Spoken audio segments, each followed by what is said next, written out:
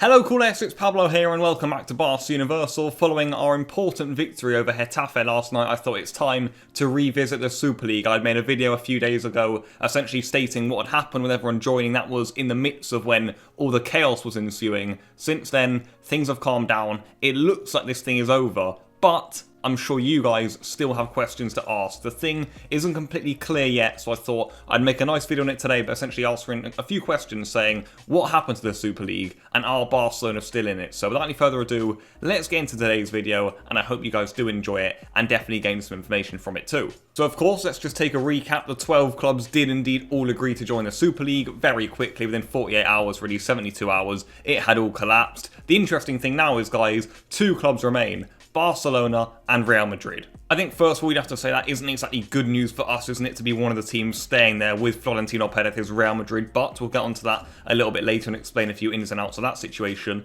But I think it is important to explain the fallout situation just a little bit more, in a little bit more detail, basically, because you've got to say well done to teams such as Chelsea, who of course we saw had that big protest outside the Stamford Bridge. The fans, they already gathered together, they made a big move, and you could clearly see that there are some executives in important positions at Chelsea who did not agree with the Super League. They stopped it pretty quickly, to be fair, on the Tuesday evening, and you've got to say that did lead the revolution for the rest of the English clubs. Then the Italian clubs followed suit, and then you had Atletico Madrid also leaving. But you've got to say Chelsea and Man City, for me, the two ones you have to know. I'm thoroughly in the belief that those two did not want to join the Super League. They made an error by joining. Some sackings could be made in that department. The same goes for a lot of European clubs regarding the Super League. Some of the owners and whatnot could be gone because of what's happened in the past couple of days. But you've got to say Chelsea and Man City acted quickly and got everyone out of the Super League really efficiently. But I'm sure a lot of you guys have clicked on this video to understand Barcelona's position, because we know now that the Super League has kind of collapsed. You know, let's wait and see what happens in the future. But what is the situation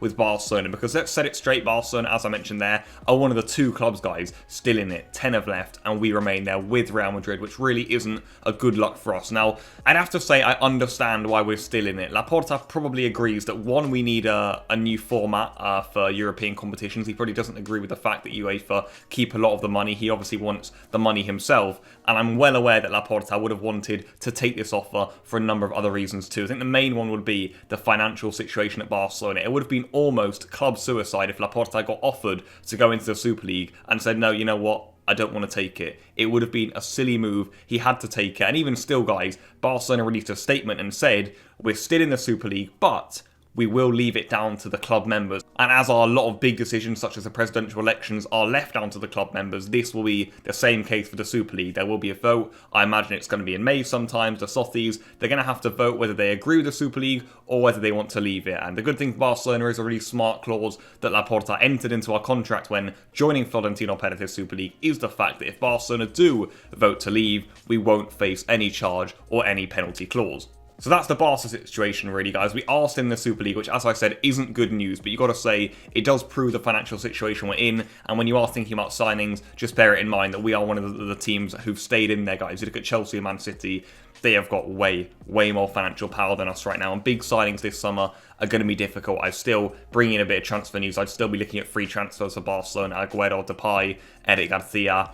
And at most, guys, you know, a smart signing of 15-20 million of someone like Jose Gaya from Valencia. For me, that would be the sort of strategy. Of course, we're going to try and put all the money into Haaland, but unless we make a lot from player sales, you've got to say, with this financial situation, with the fact that we're desperate almost for the Super League to go ahead, it doesn't look very good for us. An interesting point I want to make, though, is from the UEFA president, Seferin, and he interestingly said, guys, he's been, you know, furious with all the clubs from Europe who've gone to the Super League this week. Of course he has been. I'm sure he's now delighted that they've all come back. But he did say that he was actually least unhappy with Barcelona. He said, you know, Laporta came in just 2 months ago now and president, not even that much really, guys. You know, Laporta arrived, on the 7th of March, so Laporta has barely been here. He understands that it was really Bartomeu who pushed this through for Barcelona. And he also mentioned that it was very smart by Joan Laporta to agree to the Super League, but then say, you know what, it's going to be down to the Sothies, the club members, to decide whether we do fully enter it or not. And if we do not decide to enter, there will be no penalty clause for our club. So you've got to say well done to Laporta for that one. And the UEFA president clearly is on our side with that one. You've got to say he is pretty unhappy with teams such as Real Madrid. So watch out for that one